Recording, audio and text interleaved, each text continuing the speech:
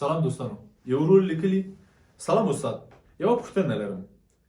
ولې کله کله داسې احساسوم چې خلکو باندې نه یم ګران ښه اول خو باید اشاره وکړم دې خبرې ته چې دغسې پوښتنې او دغسې سوالونه معمولا هغو نجونو او هلکانو سره پیدا کېږي چې خپله له درون نه ډېر خالي یعنې له عاطفي اړخه یوه خلا لري کمبودیا لري دغه خویندې ورونه له عاطفي اړخه پوره نه دي یعنې تر اوسه پورې میچور سوي پاخه سوي او وده اخیستل سوي ودې ته رسېدلي نه دي او زموږ په نظر د دې ډول پوښتنو او د دې ډول احساسونو او د دې ډول چلندونو یو لوی علت عاطفي ستونزې عاطفي خلاوې او ورته نور مسایل که تاسو راپاڅېږئ او له یوه ارواپوه سره کښېنئ او خپل عاطفي ستونزې پیدا کړئ خپل خلاوې پیدا کړئ او خپل ضعفونه پیدا کړئ او ډکې کړئ او له منځه یې یوسئ دا پوښتنه بیا نه کوئ او بیا به در سره پیدا هم نشي دا ډول پوښتنه یو دویم زه تاسو ډېره ښه پوښتنه وکړه کله کله داسې پوښتنه راته پیدا کېږي استاد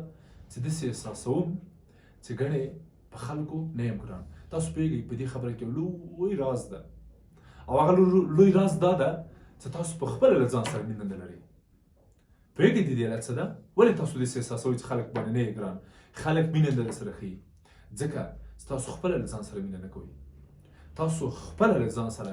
خپله ځان ته اهمیت نه ورکوئ دا طبیعي او نارمل ده هر څومره چې تاسو خپل ځان ته اهمیت ورکوئ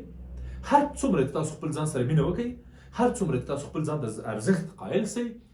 خلک به هم په همغه کچه په همغه اندازه او په همغه ډول اهمیت او مینه درکړي نو راځه له خپله ځانه یې پیل کړه ورور له خپله ځانه یې پیل کړه زه په دې باور لرم چې ډېر ژر به هغو هیلو ته او هغو ارمانونو ته ورسېږي چې ته یې غواړې درېیم مورد چې زما په نظر په دې برخه کې نقش لري ونډه لري هغه د منابعو تعینول دي ورور تا د خپل خوشحالۍ او د خپل ژوند لپاره د خپل هوساینې لپاره د خپل خوشحالۍ لپاره د خوشبختۍ منابع بیروني کړي دي ورور یعنی په مبل فرنیچر پورې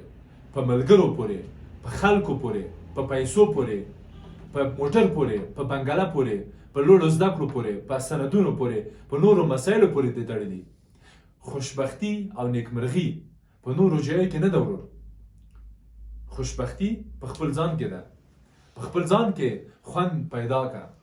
که خوند غواړې له دنیا نه هسې مه وایه رحمانه چې بې خونده زمانه سوه سلامت سي